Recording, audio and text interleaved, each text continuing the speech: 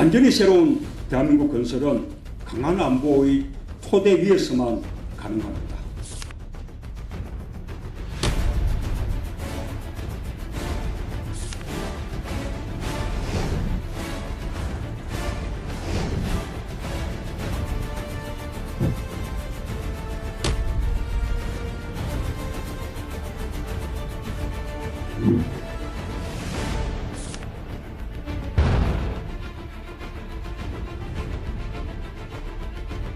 성공하려면 혁신돼야 합니다. 혁신의 에너지는 공정에서 옵니다. 그래서 혁신성장과 공정사회는 흔들림 없는 국가 목표가 되어야 합니다.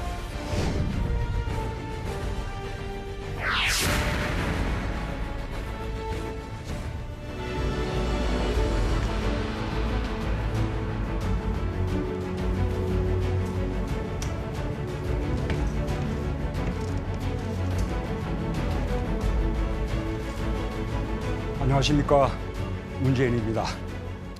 저는 재수생입니다. 절박합니다. 왜 문재인이냐라고 묻습니다. 저는 이렇게 답합니다. 적폐청산, 국가대개조라는 시대 정신에 가장 잘 부합하는 적임자다. 둘째, 검증이 끝난 후보다. 셋째, 가장 잘 준비된 후보이다. 넷째, 모든 지역에서 골고루 지지받아 국민 통합을 이룰 수 있는 후보다. 그렇습니다. 제대로 검증된 대통령 정말 중요합니다. 지금 우리 국민들이 겪고 있는 고통, 지난 대선 때 박근혜 후보를 제대로 검증하지 못했기 때문 아닙니까? 이번에야말로 도덕성, 소통 능력, 정책 역량 모두 제대로 검증된 대통령 선출해야 합니다. 잘 준비된 대통령, 이번처럼 절실한 때가 없습니다. 조기 대선에 인수위 없이 당선되면 곧바로 대통령 직무를 수행해야 합니다. 잘 준비되어 있지 못하면 엄청난 혼란 겪게 되고 또다시 실패하고 말 것입니다. 저는 국정 경험이 있고 당을 운영한 경험도 있습니다. 지난 대선 이후에 더 깊이 준비하는 시간을 가졌습니다. 정말 이제 정말 잘할 자신이 있습니다. 정권 교체로 적폐를 청산하고 새로운 대한민국을 만들어 나가야 할 새 시대의 첫 차, 저 문재인에게 맡겨주십시오. 감사합니다. 네, 지금까지 문재인 전 대표의 모두 발언을 들어봤습니다. 오늘도 두 분의 학자분이 검증위원으로 수고를 해주시겠습니다. 국민대학 홍성골 교수 그리고 연세대학 김호기 교수 나오셨습니다.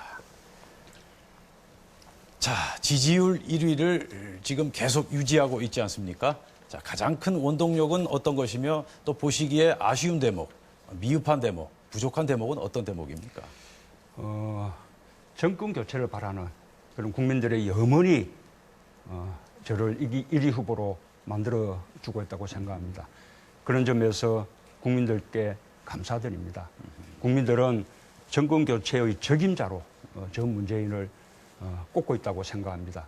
아까 말씀드린 대로 시대 정신에 부합하고 충분히 검증되어 있고 또 잘 준비되어 있으며 모든 지역에서 골고루 지지받는 그런 후보여서 국민 통합을 이룰 수 있는 후보라고 국민들이 판단해 주시는 것이라고 생각합니다. 국민들께 감사드리면서 더 겸허하게 또 더 열심히 노력해서 반드시 정권 교체 이루겠습니다. 네. 그리고 스스로 보시기에 미흡한 대목, 부족한 대목은 어떤 대목이 있겠습니까? 지금 아시다시피 제가 2040 세대로부터는 꽤 많은 지지를 받고 있는데 아직도 5060 세대의 지지는 좀 부족한 것이 사실입니다. 그분들에게 제가 더 정서적으로 또 정책적으로 더 다가가기 위한 노력을 기울이겠습니다. 네, 말씀 잘 들었고요. 자, 이번에 홍성골 교수께서 질문하시겠습니다. 네, 검증이기 때문에 조금 질문이 좀 도발적이라도 조금 이해 부탁드리겠습니다. 보통 지금 정권 교체를 주장하고 계신데요. 국민들은 정권 교체도 좋지만 정치 교체 혹은 시대 교체 혹은 모든 걸 바꾸자라고 지금 주장을 하고 있습니다. 문 대표께서는 왜 나는 청소의 대상이 아니고 문 대표께서 말씀하시는 국가 대청소 적폐청산의 대상이 아니라 내가 왜 주체가 되어야 되느냐 하는 걸 좀 정당화시켜 주셨으면 좋겠습니다. 우선은 지금 말씀하신 정치 교체, 시대 교체 또는 세력의 교체 다 필요하고 좋은 이야기들입니다. 그러나 그 모든 교체들은 정권 교체로서만 시작될 수 있습니다. 저는 과거 민주화 운동 시기 그리고 또 인권 변호사 활동 그리고 지금 정치를 하고 있는 지금까지 일관되게 세상을 바꾸려는 그런 노력을 해왔고 원칙을 지켜왔습니다. 그런 점에서 제가 지금 말씀하신 정권 교체, 시대 교체, 정치 교체, 세력 교체 모든 면에서 제가 책임자다 그렇게 자부하고 싶습니다. 자, 다음 김옥희 교수. 대표님께서는 30% 내외의 지지를 받고 2위와 지지율 격차도 대단히 현재 큽니다. 하지만 일각에서는 여전히 확장성에 대해서 문제를 제기하는 사람들이 있습니다. 이와 연관된 대표적인 말이 문재인밖에 없지만 왜 문재인이어야 하는지 잘 모르겠다라는 그런 말입니다. 확장성의 우려를 갖고 계신 유권자분들께 시민들에게 어떻게 이분들을 설득하실 수 있을지 말씀해 주시기 바랍니다. 예, 우선 확장성을 말씀하시는데 1등 후보가 가장 확장성 있는 후보가 아니겠습니까? 보다 적은 후보가 적은 지지를 받는 후보가 확장성이 있다라는 것은 그것은 말이 안 되는 그런 이야기죠. 확장성이 부족하다 또는 침묵패권이다. 근데 이런 말은 1위 후보인 저를 가두기 위한 저를 공격하는 그런 프레임이라고 생각합니다. 앞으로 곧 선대위를 구성하게 되겠습니다만 선대위 구성과 또 그 이후에 함께 또 이어질 영입들을 보면 제가 어느 누구보다도 확장적이고 포용적인 후보다라는 사실을 잘 알게 될 것입니다. 예, 최근 추가 질문 하나 간단히 드리겠습니다. 안희정 지사의 상승세가 좀 무섭습니다. 예. 빠른 속도로 지지율이 높아져 가고 있는데요. 안 지사를 어떻게 평가하시는지 듣고 싶습니다. 저는 안 지사의 지지도 상승이 아주 기쁩니다. 그만큼 우리 당의 외연이 확장되고 우리 당 전체의 파이가 커지는 것입니다. 덕분에 지금 우리 당 대선 주자 전체의 지지도 합계가 50%를 훨씬 넘어섰습니다. 우리끼리만 제대로 힘을 모아내면 충분히 정권 교체할 수 있다라는 자신감을 가집니다. 안희정 지사는 정말 무섭게 커나가는 그런 지도자입니다. 충남이라는 지역을 벗어나서 대한민국 전체를 이끌 수 있는 지도자가 언젠가 될 것이다. 그렇게 믿습니다. 그리고 국민의당 안철수 의원께서 이런 말씀을 하셨어요. 이번 대선은 문재인 대 안철수의 대결이다. 이 안철수 의원의 이 발언을 차치하고라도 이번 대선에서 보수 세력, 보수 대권 주자가 힘을 쓰지 못할 경우 이번 대선 구도는 문재인 대 반문재인 구도로 갈 가능성이 있다. 이런 관측이 나오고 있습니다. 어떻게 전망하십니까? 저는 문재인 대 반문연대 그것은 곧바로 정권 연장 후보 대 다시 하겠습니다. 정권 교체 후보 대 예. 정권 연장 후보의 예. 대결이라고 생각합니다. 그것을 제3지대라고 그렇게 표현하든 또는 개헌연대라는 이름을 달든 어떤 포장을 하든 정권 연장 후보라는 그런 속성을 넘어설 수 없을 것이라고 그렇게 생각하고요. 국민들께서 그런 부분을 냉정하게 보면서 이번에야말로 확실하게 정권 교체 후보를 선택해 주실 것이라고 믿습니다. 자, 홍성걸 교수. 네. 아까 안희정 지사가 지금 이렇게 지지율이 상승되는 것이 반갑고 기쁘다, 외연이 확장돼서 기쁘다 이렇게 말씀하셨는데 사실 문 대표께서는 1등이시니까 1등이 더 올라가긴 참 어렵잖아요. 확장성이 적은 거는 뭐 당연한 것 같고 그런데 문제는 뭐 솔직히 우리 그 말씀을 하시죠. 이 만약에 내주 초에 여론조사가 나왔습니다. 그런데 안희정 지사가 20%를 훌쩍 넘어서 이제 문재인 대표와 오차의 범위 이내에서 접전을 하게 됐다.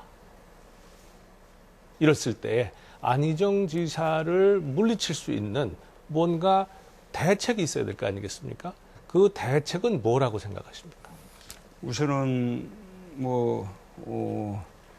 제가 20%대 지지를 받을 때는 또 박스권에 갇혔다라고 하다가 지금 이제 30%를 또 탁 넘어가니까 이제 또 확장성이 부족하다 이렇게 합니다.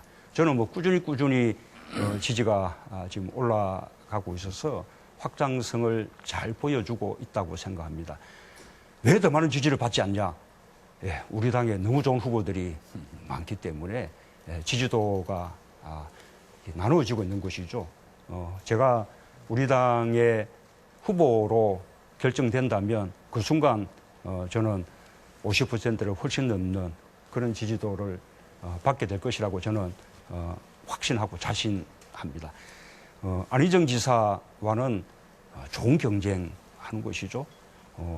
좋은 경쟁 후에 함께 힘을 합쳐서 정권 교체 해내고 또 함께 국정 운영 해나갈 것입니다. 거기에는 안희정 지사뿐만 아니라 이재명 시장 또 이미 불출마 선언을 했지만 박원순 시장 또는 김부겸 의원 모두 포함되는 이야기입니다. 자, 김옥희 교수. 그 헌법재판소가 언제 어떤 탄핵 심사 결정을 내릴 것인지에 대해 국민들의 관심이 높습니다. 이정미 재판관이 그만두는 3월 10일 이전에 내릴 수 있을지, 만에 하나 혹시 기각되는 것은 아닌지에 대한 우려도 적지 않은 것 같습니다. 탄핵에 대한 국민 여론은 여전히 80% 정도로 대단히 높습니다. 지지율 1등 후보이시니만큼 탄핵 심사 결정이 내려질 때까지 대선 후보 경쟁을 그만두자는 제안을 혹시 하실 생각은 없으신지요? 말씀하신 대로 지금 탄핵 심판이 대단히 불투명해졌다고 생각합니다. 이미 2월 내 탄핵 결정은 지금 무산된 상태죠. 3월 초 탄핵 결정 지금 불투명해졌다고 생각합니다. 만에 하나 이정미 재판관이 퇴임하기 전까지 탄핵 결정이 내려지지 않으면 그 이후는 대단히 혼미해질 것이라고 생각합니다. 그래서 지금까지는 적어도 2월 말 3월 초면 탄핵 결정이 날 것이다.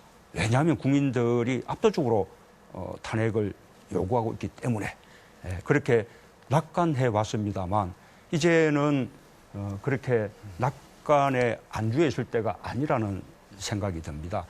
저는 국민들도 우리 또 정치인들도 조금 더 이제 탄핵에 집중하면서 촛불을 더 높이 들어야 한다고 생각하고요. 그러나 지금 와서 이렇게 대선 경쟁을 중단하자라고 한다면 제가 앞서가는 후보이기 때문에 또 이제 후발 주자들에게는 불이익이 있을 수 있어서 그 부분은 좀 조심스럽습니다. 그렇게 누군가가 제안하는 차원이 아니라 다 함께 촛불에 대해서 더 이렇게 관심을 가지고 노력하는 그런 자세들이 필요하다고 생각합니다. 제가 관련돼서 먼저 관련된 질문 짧은 추가 질문 하나 드리겠습니다. 이재명 시장과 안희정 지사는 이제 지난 1월 말에 출마 선언을 했습니다. 대표님께서 아직 출마 선언을 하지 않으시는 것도 바로 이런 것들을 고려하고 계신 것이죠. 그렇습니다. 아직까지 탄핵 결정이 나지 않았는데 출마 선언을 한다는 것이 뭔가 조금 맞지 않다고 저는 그렇게 여기고 있습니다. 이 출마 선언을 하지 않더라도 정책에 대한 비전을 발표한다든지 또 적폐청산에 대한 우리 촛불 시민들의 요구에 대해서 제대로 응답하는 이런 노력들은 얼마든지 해나갈 수 있다고 그렇게. 자, 죄송합니다. 예, 말씀 중에 죄송한데 탄핵 관련 부분은 후반부에 또 얘기할 기회가 있을 것 같습니다. 문 대표님, 이 부분이 상당히 궁금한 것 같습니다. 그 박근혜 정부에서 크게 문제됐던 것이 친박 패권주의 아니겠습니까?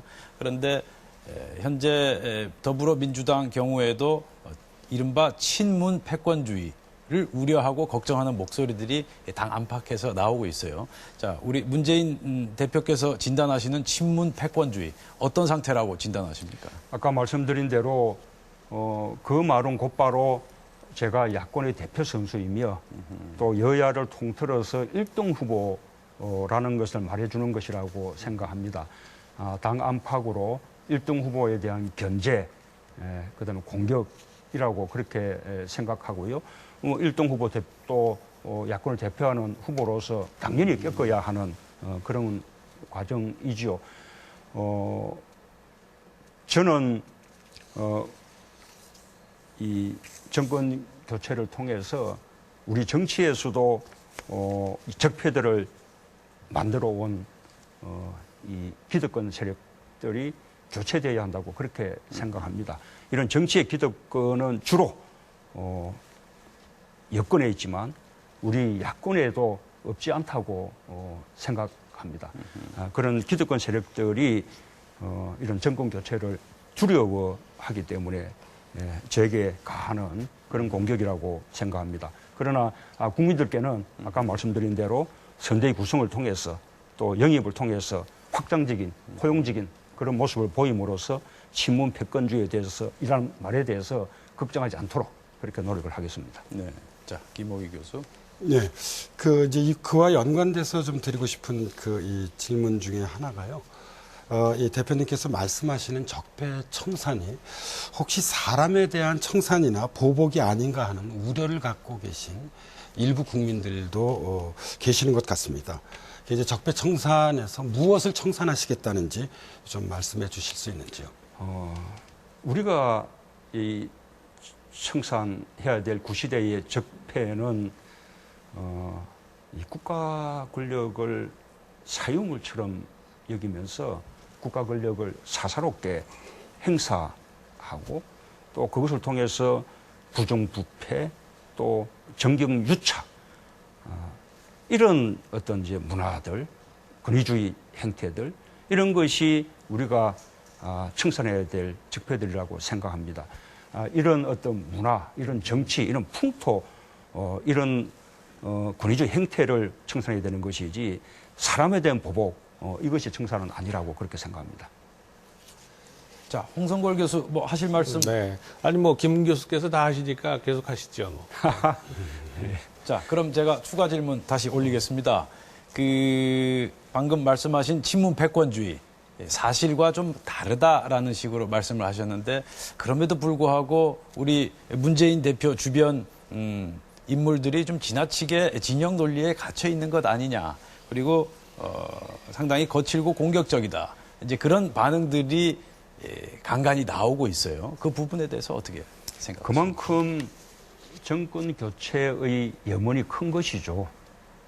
지금 촛불 시민들이 정권 교체의 염원 하나로 그렇게 그 추운 겨울 추운 땅바닥에 앉아서 촛불을 드는 것과 같은 것이라고 그렇게 생각합니다. 우리 적폐를 청산하고 새로운 대한민국을 만들어갈 그런 깨어있는 시민들의 좋은 동력이라고 저는 여기고 싶습니다. 네, 자, 말씀 잘 들었습니다. 자, 그럼 분위기를 바꿔서 집중 검증 시간으로 들어가 보겠습니다.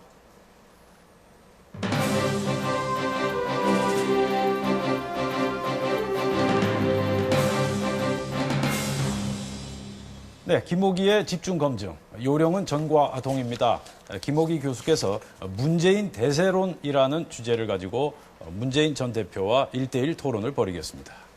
대표님, 그 보수 진보의 관점이 아니라 국민적 관점에서 질문을 드리는 것입니다. 그리고 답변하시는 도중에 제가 말을 끊어도 다음 질문을 위한 것이니 이해해 주시기 바랍니다. 첫 번째 질문입니다. 대표님 하면 대세론을 떠올립니다. 대세론에 담긴 의미는 당내 유력한 대통령 후보이자 차기 유력한 대통령이란 의미일 것입니다. 이러한 대세론에 대해서 어떻게 생각하시는지 듣고 싶습니다. 아까 말씀드렸습니다만 문재인 대세론은 사실은 저 문재인 개인의 어떤 대세론이 아니라 정권 교체를 바라는 국민들의 염원이 대세다라는 것이라고 저는 그렇게 생각합니다. 이 대세론은 저는 국민들께는 정권 교체의 희망을 드리는 그런 긍정적인 측면이 있다고 생각합니다. 그러나 한편으로 후보나 또 우리 진영으로 볼 때 우리가 이 대세론에 빠져서 자만하거나 또는 안주하게 되거나 또는 긴장을 늦춘다면 그것은 거꾸로 독약이 될 수도 있다고 생각합니다. 그래서 항상 더 겸허한 자세로 또 더 낮은 자세로 노력해야겠다는 채찍질을 스스로 하고 있습니다. 대세론과 연관된 말이 준비된 대통령입니다.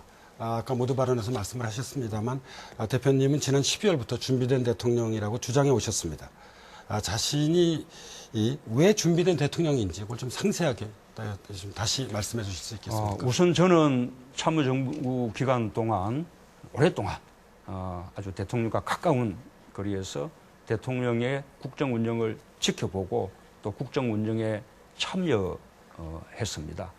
또 그 이후에 정치에 들어오고 난 이후에는 또 제1야당의 대표를 맡아서 당을 운영해 본 경험이 있고 또 당을 지금의 우리 더불어민주당으로 아주 혁신해낸 그런 경험을 가지고 있습니다.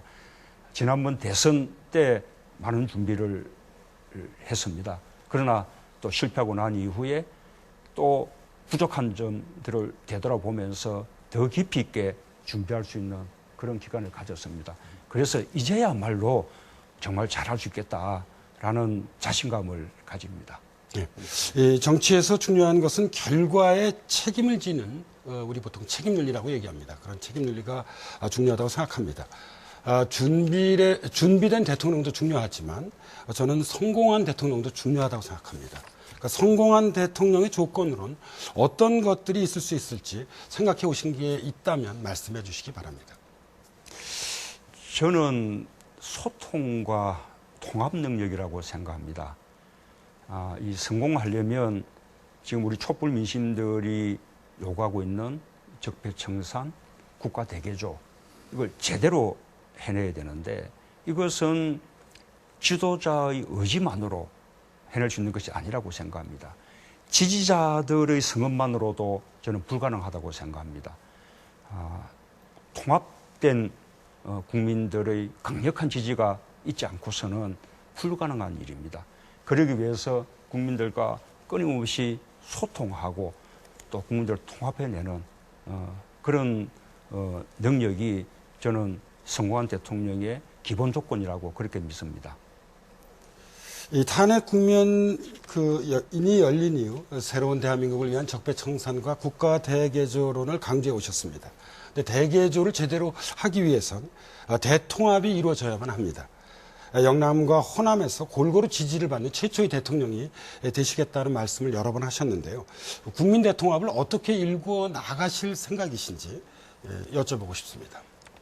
우선은 저는 지역적으로 보면 사상 최초로 영남, 호남, 충청, 호남, 영남에서 모두 지지받고 전국에서 골고루 지지받을 수 있는 그런 후보입니다. 아직까지 아무도 해내지 못한 일입니다. 그렇게 된다면 우리 정치의 지역구도 무너지고 지역 갈등이 해소되면서 지역 간의 통합, 국민 통합이 이루어질 것입니다. 또 한편으로 지금 우리 정치는 보수 진보, 좌우 이런 이념 갈등이 심각합니다. 그러나 지금 이 시대에는 보수 진보 이런 이분법을 넘어서는 시대입니다. 지금 촛불 민심이 요구하는 것도 보수 진보 이런 차원이 아니라 보다 상식적인 나라, 보다 정상적인 나라, 그리고 국민이 주인이 되는 나라 만들어 달라는 거 아니겠습니까?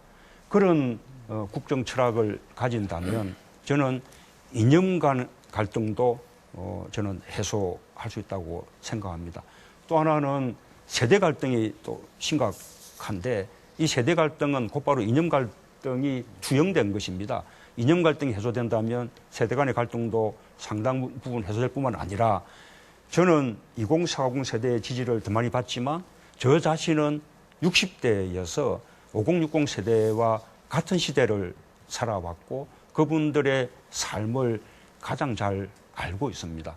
그래서 저는 이런 세대 간의 갈등도 충분히 해소해서 그야말로 국민 통합 이뤄낼 수 있다라는 자신감을 갖습니다. 오늘 검증을 위해서 제가 얼마 전에 펴내신 대한민국이 묻는다를 읽어봤습니다. 가장 존경하는 인물로 다산 정약용 선생과 미국 프랭클린 루즈벨트 대통령을 드셨습니다. 어떤 점을 존경하시는지 짧게 말씀해 주시기 바랍니다. 우선은 다산 정약용은 저는 지식인의 전범을 보여줬다고 생각합니다. 승리학의 시대에 그 자신도 승리학의 대가인데 그러나 거기에 얽매이지 않고 실학 사상으로 나아갔고 19년간의 유배 생활을 거치면서도 일관되게 그것을 발전시켜 나갔습니다.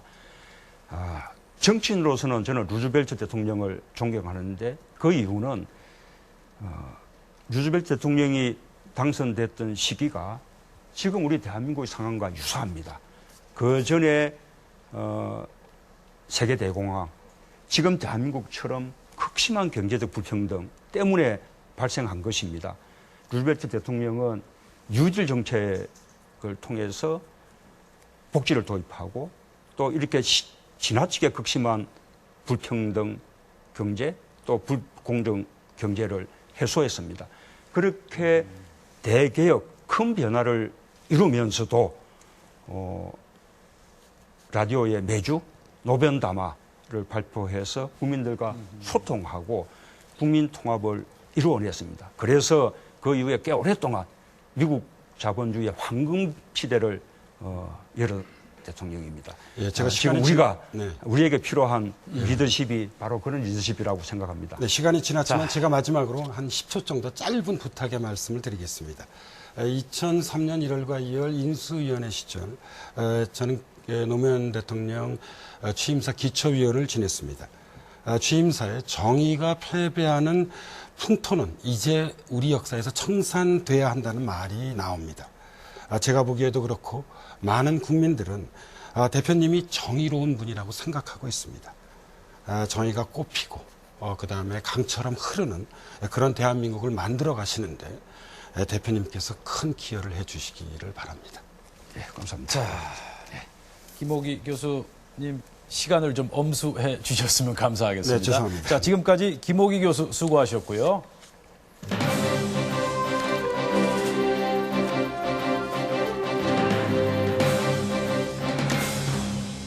자, 다음은 홍성걸의 집중 검증 시간입니다. 홍성걸 교수께서 문재인 전 대표의 안보관에 대해서 1대1 토론을 벌이겠습니다.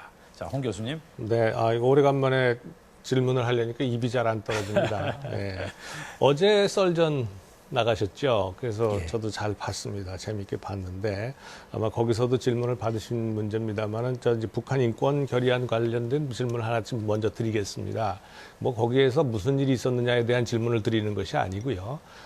이 북한 인권이라고 하는 것은 이 인권이라는 건 보편적 인권 아니겠습니까? 그러니까 그것이 북한이든 어디든 저 아프리카든 어디든 간에 인권과 관련된 결의를 할 경우에 이제 우리가 이 문명 국가로서는 당연히 이제 찬성을 해야 되는 것이 일반적인데 그것을 그 인권을 탄압하고 인권을 침해한 북한에게 물어보자라고 하는 얘기가 나왔을 때 상식적으로 보면 우리가 이게 말이 안 된다라고 하는 얘기가 생각이 들었을 것 같은데 거기에 계셨던 분들이 그런 생각을 안 하셨던 것 같아요. 그래서 제가 그걸 좀 여쭙고 싶습니다. 북한의 이 인권을 침해한 집단에게 기본권 인권 결의안에 대해서 우리가 동의하느냐 어떻게 하느냐 하는 것을 물을 수 있는가 하는 것. 그거에 대해서 그 가능성에 대해서. 예, 그것이 어떻게 상식적으로 어떤 느낌이 드시는지 지금 뭐 지났으니까 상식적이 아니죠. 네. 그러니까 사실이 아닌 것입니다. 네. 예. 그 그리고 다시 말씀드리면 그건 물어보지 않으셨다. 인권은 네. 인류 보편적인 그런 규범이고 가치입니다. 네. 당연히 북한도 그걸 지켜야 합니다. 그래서 북한에 대해서 인권을 제대로 신장시킬 것을 저는 앞으로 계속 촉구하고 또 우리가 노력해 나가야 한다고 생각합니다. 필요하면 압박도 필요하다고 생각합니다. 네. 그래서 저는 당대표 할 시절에 북한 인권법에 대한 전향적인 검토 그렇게 찬성했고 결국 북한 인권법 통과가 되었습니다. 앞으로도 지속적인 노력을 해 나갈 것입니다. 그러니까 그렇게 물어본 사실 자체가 없었다. 그 말씀이시죠? 예, 알겠습니다.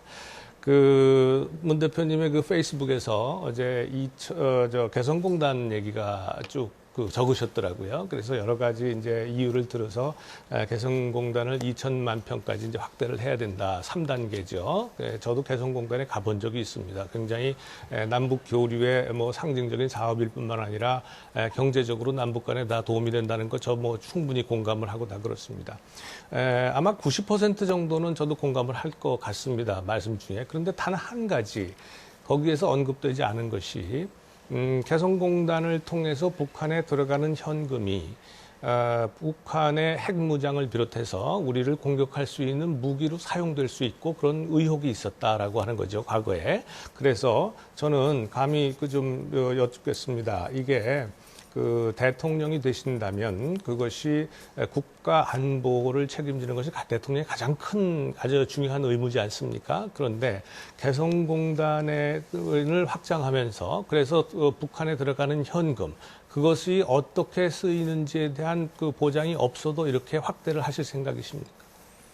우선은 거꾸로 제가 네. 여쭤보고 싶은 것이 만약 개성공단에서 지급되는 임금 때문에 북한에 뭐 핵이 개발되고 뭐 이렇게 됐다면 그러면 개성공단 폐쇄하고 난 이후에 북한 핵이 계속 더 고도화되고 있는 것은 뭐라고 설명하시겠습니까? 뿐만 아니라 개성공단 임금을 포함해서 북쪽에 송금된 액수가 가장 많았던 시기는 김영삼 정부 시기이고 그리고 그 이후에 이명박 정부 때도 참여정부 때보다 더 많았습니다. 어쨌든 이명박 박근혜 정부부터 남북 관계를 전면적으로 이렇게 중단하기 시작했는데 그것이 결과적으로 북한 핵이 더 고도화되고 무기화되는 것을 조금도 막아내지 못했지 않습니까? 저는 이명박 정부나 박근혜 정부가 북한 핵이 고도화되는 것을 방치한 것이나 마찬가지라고 생각합니다. 제가 생각하는 방안은 북한 핵이 고도화하는 것에 대해서 국제적인 공조 속에 강도 높게 압박하고 제재하는 것은 필요하다고 생각합니다. 저는 필요하면 그 강도를 더 높여야 된다고 생각해요. 그러나 그 방법만으로는 되지 않는다. 그와 함께 협상과 대화라는 이 또 하나의 트랙을 병행해 나가야 된다. 결국 우리가 북한을 압박하고 제재하는 것도 북한이 핵 폐기라는 협상 테이블 속에 놓도록 이끌기 위한 것이라고 네. 저는 그렇게 생각합니다. 네. 그 돈이 직접적으로 핵개발에 쓰였느냐 안 썼느냐는 사실은 큰 문제는 이 핵심은 아니고요. 어쨌거나 북한의 그러한 핵개발을 비롯한 우리를 공격할 때 사용될 수 있다는 것, 그것이 보수적 유권자들의 가장 큰 우려라는 것을 말씀드리고 싶습니다. 다음 질문입니다. 시간이 얼마 남지 않았기 때문에 간단히 질문 드리겠습니다. 대표님께서는 그 강한 안보를 바탕으로 해야 된다. 그래서 이제 국방 예산도 GDP 대비 2.4%에서 한 3%까지 이제 늘려야 된다. 이렇게 이제 말씀하신 걸로 알고 있습니다. 군 복무도 한 18개월로 줄일 수 있다. 줄여야 된다. 이렇게 말씀하시고 또 병장 월급도 이 최저임금보다 높여야 된다. 뭐 이런 쭉 말씀하셨죠. 뭐 좋은 그 말씀인 것 같은데 문제는 이렇게 해도 지금 국방 예산의 거의 뭐 70% 가까운 혹은 그 이상이 인건비로 쓰이고 있고 그래서 결국 우리를 강화시키는 무장을 강화시키고 전력을 강화시키는 데는 그다지 큰 도움이 아직 안 되고 있는데 다른 복지 예산도 굉장히 늘어날 상황에서 이렇게 모든 것이 늘어나면 이러한 지속 가능성, 이러한 자금을 어디에서 어떻게 마련하실지 이 계획을 좀 말씀해 주시기 바랍니다. 우선은 이 북한에 대한 과거 김대중 대통령 때 하셨던 협배 정책 또는 포용 정책 이것은 아주 강한 국방력 또 강한 안보의 뒷받침이 있어야만 가능한 일입니다. 그래서 김대중 노무현 정부는 오히려 이명박 박근혜 정부보다 국방에 더 많은 예산을 투입하고 더 많은 노력을 기울였다는 그런 말씀을 하고 싶고요. 지금 우리 경제력이 북한 경제력보다 40배에 가깝습니다. 우리의 국방 예산이 북한의 국방 예산보다 당연히 몇십 배로 더 많은데 그럼에도 불구하고 우리가 북한을 압도하는 그런 국방력을 갖추지 못한다면 그것은 말이 되지 않는 일입니다. 참여정부 때 참고로 말씀드리면 국방예산 증가율이 연평균 9%에 가까웠습니다. 그러나 그것이 이명박 정부에서 5%로 박근혜 정부에서 4%로 일반 예산 증가율보다 더 낮은 증가율이었습니다. 하루아침에 GDP 2.4%에서 3%로 늘릴 수는 없습니다. 점차적으로 국방 예산의 비중을 높여 나가야 한다고 생각합니다. 적어도 우리가 자주 국방력을 갖출 때까지는 우리가 당연히 기울여야 하는 그런 노력이라고 생각합니다. 자, 말씀 잘 들었습니다. 자, 홍성골 교수 수고하셨습니다. 일자리 문제의 해결을 위해 비상경제 조치 수준의 특단의 대책이 필요합니다.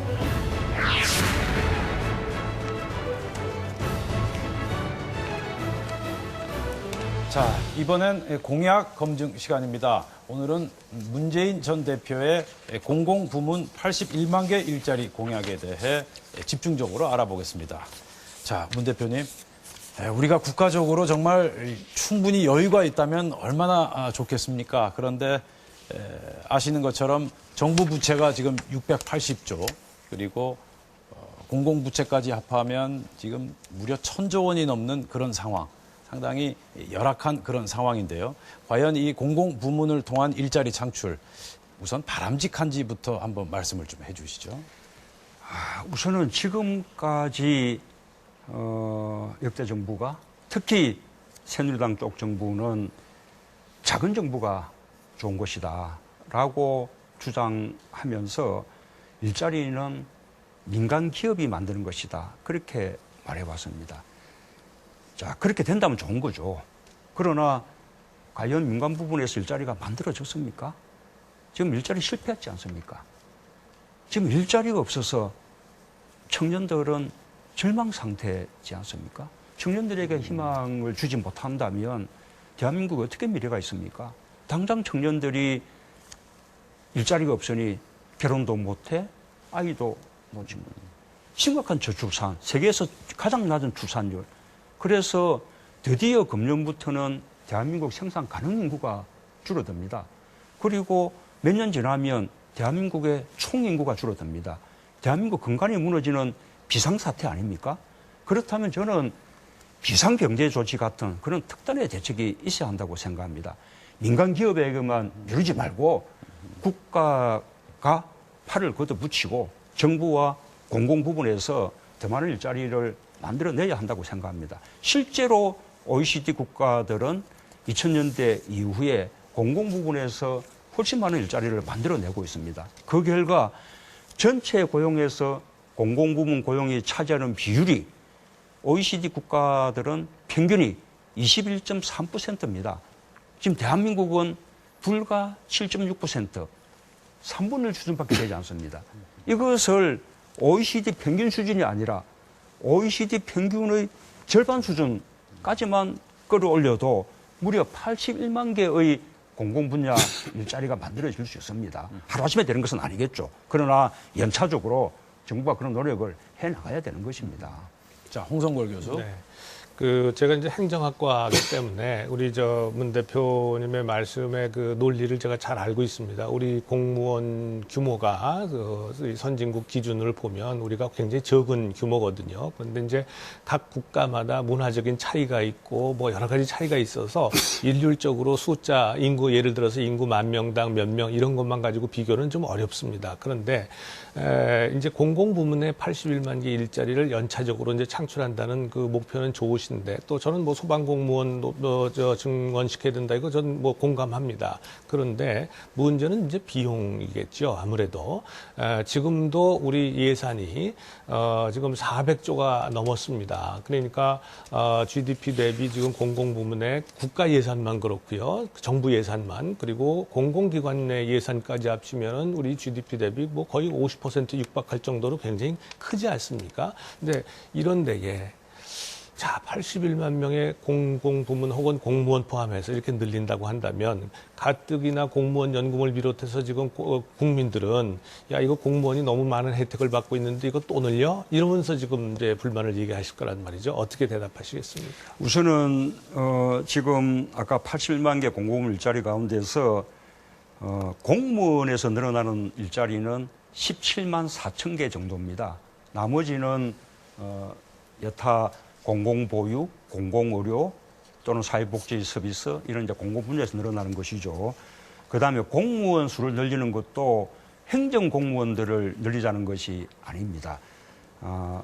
경찰, 소방관 이런 안전에 종사하는 그런 공무원들 그리고 또 군 부사관 이렇게 국방력을 높이는 그런 이제 공무원 또 복지 담당 공무원 이렇게 국민들의 복지 수요를 이렇게 감당할 수 있는 그런 이제 공무원들 수를 적절한 규모로 늘려 나가자는 것이죠. 이제 그렇게 되면 국가 예산이 직접 투입되는 것은 공무원들에 대한 급여이고 나머지 공공 부분은 이제 마찬 부족금을 지원해주는 그런 이제 형태가 되기 때문에 저희가 재정 소요를 추계를 해보니까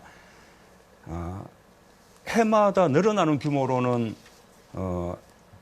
연평균 1조 4천억 원 이렇게 늘려나가면 됩니다. 그러나 이제 기준연도로 해서 점점 늘어난 누적 금액을 이제 따져보면 5년간 20조 정도 규모 그래서 연평균 한 4조 원 이런 규모면 가능합니다.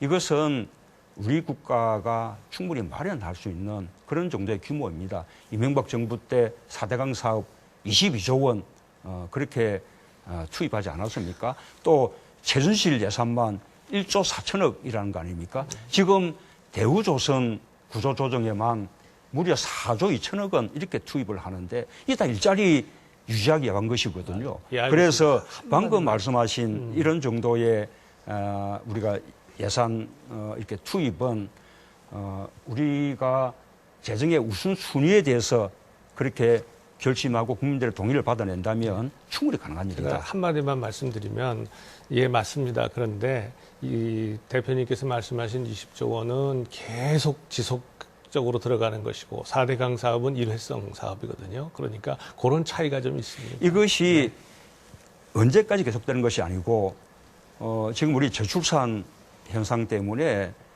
젊은 사람들의 인구가 20년대 초반에 들어서면 그때부터는 격감하기 시작합니다. 앞으로 4, 5년이 핵심적인 예, 그렇습니다. 그래서 예를 들면 2013년부터 2020년 사이에 무려 100만 명의 청년이 줄어듭니다. 또 그 이후에 2030년부터 2030년까지 5년간 또 100만 명이 줄어듭니다. 맞아면 취업기에 있는 청년들 숫자가 조금만 지나면 격감에 들어가기 때문에 우리가 이 몇 년 동안만 대책을 세워서 청년자리 문제를 해결하면 되는 것입니다. 그 뒤부터는 오히려 노동력의 공급을 어떻게 하면 늘려나갈 것인가 그것을 고민하는 시대가 도래하게 됩니다. 자, 김옥희 교수. 예, 일자리 정책의 기본 방향은 저는 세 가지라고 생각합니다. 하나는 양질의 일자리를 더 많이 만드는 것이고요. 다른 하나는 비정규직 규모를 줄이는 것이고 마지막은 노동 시간을 단축하는 것입니다. 지난 1월 달에 일자리 정책을 발표하시면서 이 세 가지를 모두 다 대표님께서 말씀하셨습니다. 그런데 지금 언론에서 주로 이제 주목을 받아온 것은 공공부문 일자리인데요. 아마 그 국민들 가운데 비정규직 규모를 어떻게 줄일 것인지 그다음에 노동시간 단축을 어떻게 할 것인지에 대해서도 관심이 적지 않을 것이라고 생각합니다. 이 부분에 대해서 좀 말씀해 주시기 바랍니다. 우선은 민간 부분에서도 많은 일자리를 만들어내기 위한 노력, 그것은 꼭 필요합니다. 뿐만 아니라 나쁜 일자리를 좋은 일자리로 전환시키는 노력도 필요한 것이죠. 제가 공공 부분을 강조하는 것은 지금까지 그런 노력을 하지 않았기 때문에 제가 특별히 그 부분을 좀 강조해서 말씀드리는 것입니다. 지금 대기업 대비 중소기업 노동자들의 임금 격차가 거의 한 60%, 너무나 격차가 큽니다. 또 정규직 대비 비정규직 노동자들의 임금이 불과 한 5% 너무나 또 심합니다.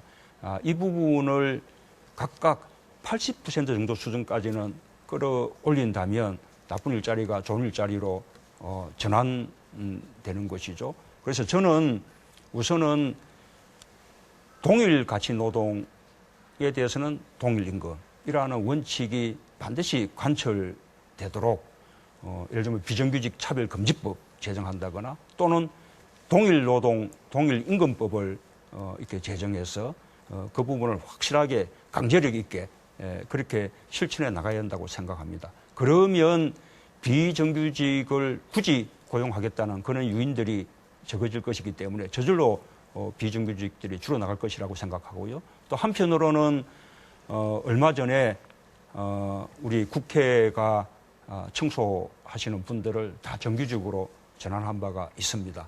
그런 식으로 우선 공공 부분에서부터 이렇게 상시적이고 지속적인 업무에 종사하는 비정규직들은 다 정규직으로 전환하는 그런 노력을 해야 한다고 생각합니다. 국민의 절반이 여성입니다. 그런데 여성들이 노동시장 내에서 상당한 임금 격차를 현재 받고 있고요. 유리천장, 그다음에 경력 단절 등 여성 노동자들이 겪는 문제들이 결코 적지 않습니다. 여성 고용, 여성 일자리에 대해서는 어떤 정책적 그런 구상들을 갖고 계신지 좀 말씀해 주시기 바랍니다. 우선은 말씀하신 대로 여성 임금이 또 남성 임금에 대해서 60% 이렇게 수준밖에 되지 않습니다. 동일 노동, 동일 임금 원칙이 관철되지 않고 있는 것이죠. 또 그와 함께 여성들이 겪는 경력 단절 때문에 여성들은 점점점 나쁜 비정규직 일자리에 몰리게 됩니다. 그래서 우선은 일과 가정 또 일과 보육이 양립될 수 있도록 그렇게 정부가 적극적으로 정책을 펼쳐야 한다고 생각합니다.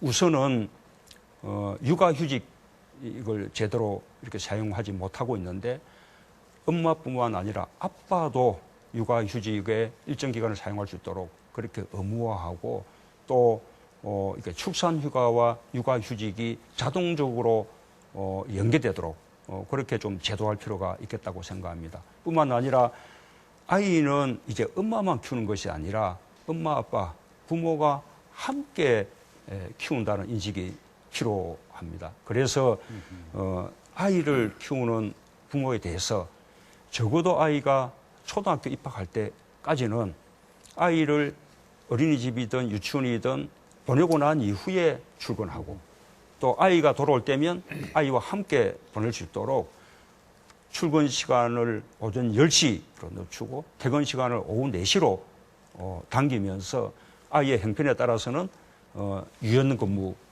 할 수 있는 이런 근로시간의 단축과 유연 근로 이 제도를 도입해야 한다고 생각합니다. 저는 일정 규모 이상의 기업들과 또 우리 공공부문은 사회가 함께 아이를 키운다라는 인식을 가진다면 충분히 감당할 수 있는 일이라고 생각하고 중소기업이 그 때문에 늘어나는 임금의 부담에 대해서는 저는 정부가 세제 지원 등을 통해서 적절하게 지원할 수 있다고 생각합니다. 상당히 구체적으로 말씀을 해주셨는데요. 자, 홍성걸 교수께서 하실 말씀이. 그냥 다 좋은 정책입니다. 저희도 다 공감하고 하는데 문제는 비용입니다.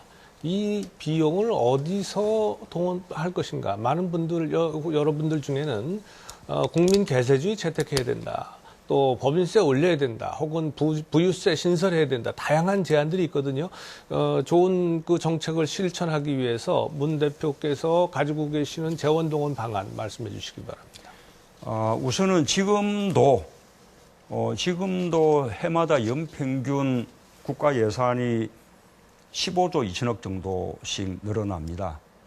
그 가운데 상당 부분을 이렇게 고용을 늘리거나 또는 아까 그런 근무시간 단축 등에 대해서 또는 이 비정규직과 중소기업 노동자들의 임금 인상 이런 쪽을 지원하는 그런 용도로 돌 수 있다고 생각하고요. 그래도 이제 부족한 재원에 대해서는 저는 정세가 필요한데 저는 정세에 대해서 이미 제 나름대로의 로드맵을 밝힌 바가 있습니다. 우선은 고소득자들의 소득세를 더 높이고 그리고 또 고액 상속과 정려에 대한 세금을 높일 수 있다고 생각합니다. 뿐만 아니라 자본소득에 대한 그런 과세를 강화를 해야 되고 그다음 순서로는 지금 명목 법인세에 비하면 이런저런 조세 감면 때문에 법인세 실효세율이 우리 지나치게 낮습니다. 특히 조세 감면은 특히 대기업들에 집중되고 있습니다. 그래서 이 조세 감면들을 제대로 정비하고 줄여서 법인세 실효세율을 높이고 그래도 부족하다면 그때는 저는 법인세 명목세율의 인상을 대기업에 한해서 저는 생각할 수 있다고 봅니다. 자, 홍성걸 교수 뭐 추가 김호기 교수님 예, 추가로 공약 검증은 끝난 건가요? 아니면 아니 지금 질문하시고 싶은 자 그러면 제가 질문을 좀 올리도록 네. 하겠습니다. 예. 자 최순실 게이트 이후에 많은 우리 시민들이 이 광장 거리로 나오지 않았습니까? 정말 살다 이런 일은 처음 본다. 뭐 그런 이제 분노의 심정, 나라를 생각하는 심정에서 거리로 나왔습니다. 오죽했으면 이렇게 많은 사람들이 나왔겠느냐. 그 충정은 이해하는데 이 소위 말하는 광장 정치, 거리의 정치가 너무 오래 지속되는 것 아니냐. 어느 시점이 되면 제도권에서 흡수를 해서 건설적인 창의적인 어떤 제도적 개선으로 이어져야 되는 것이 아니냐 하는 그런 이제 우려의 목소리가 나오고 있습니다. 이 부분에 대해서 우리 문 대표님 견해를 좀 듣고 싶습니다. 원론적으로는 옳은 말씀인데요. 그러나 지금 이렇게 촛불 민심 요구하는 탄핵, 적폐청산, 국가대개조 어느 거 하나도 지금 이루어지지 않았지 않습니까? 게다가 지금 탄핵까지도 오히려 박근혜 대통령을 비롯한 이렇게 정권 연장을 획책하는 세력들의 여러 가지 이렇게 수단에 의해서 탄핵까지도 지금 불투명해지는 그런 상황으로 가고 있습니다. 저는 아직은 촛불을 내려놓을 때가 아니고 오히려 촛불을 더 이렇게 높이 들어야 할 때라고 생각합니다. 네. 적어도 탄핵이 이루어지고 정권 교체가 되어야 그 이후에 적폐청산과 국가 대개조라는 과제는 정치권이 수렴해서 그렇게 해결해 나갈 수 있지 않을까 자, 생각합니다. 지금 주어진 시간이 하나 많지 않아서 여쭤봐야 되겠습니다. 잠깐만 짧게. 자, 죄송합니다. 자, 먼저 홍성걸 교수 짧게 질문해 주시고 짧게 질문드리겠습니다. 시간이 없어서 죄송합니다. 지금 헌재에 대해서 그 정치권이 너무 압박을 하다 보니까 헌재에 대한 압박 아니냐, 혹은 헌재 결정에 대해서 불복할 생각이 있느냐. 뭐 이제 특히 이제 우리 문 대표께서는 과거에 혁명 말씀까지 하셨단 말이죠. 그런 말씀이 있습니다. 헌재에서 어떤 결정이 나오든 승복하시겠습니까? 예, 저희들이야 정치인으로서 헌재 결정에 승복해야죠. 제가 혁명을 이야기한 것은 이 촛불혁명, 시민혁명 이런 정신적인 혁명을 알겠습니다. 이야기한 것이죠. 뿐만 아니라 제가 혁명을 일으키겠다는 것이 아니라 이 탄핵을 요구하는 이 국민들의 민심, 주권자들의 의사를 대리해서 실현하는 기구가 국회고 헌법재판소인데 이런 대리하는 기구들이 주권자의 의사를 그대로 받아들이지 않고 동떨어진 결정을 한다면 저는 그때는 국민들이 그런 상황을 용납하지 못하는 그런 아주 심각한 상황이 될 것이다라고 말씀을 드린 것입니다. 자, 말씀 잘 들었습니다. 자, 오늘도 역시 이 문재인 전 대표의 마무리 발언, 마무리 제언을 저희가 듣고 끝내야 되는데 지금 시간이 허락된 시간이 모두 다 소진이 된 관계로 좀 양해를 구해 주셨으면 감사하겠습니다. 자, 오늘 두 교수님 수고하셨고요. 자, 여러분 어떻게 보셨습니까? MBC 특별기획 대선 주자를 검증한다. 오늘은 문재인 전 대표와 함께했습니다.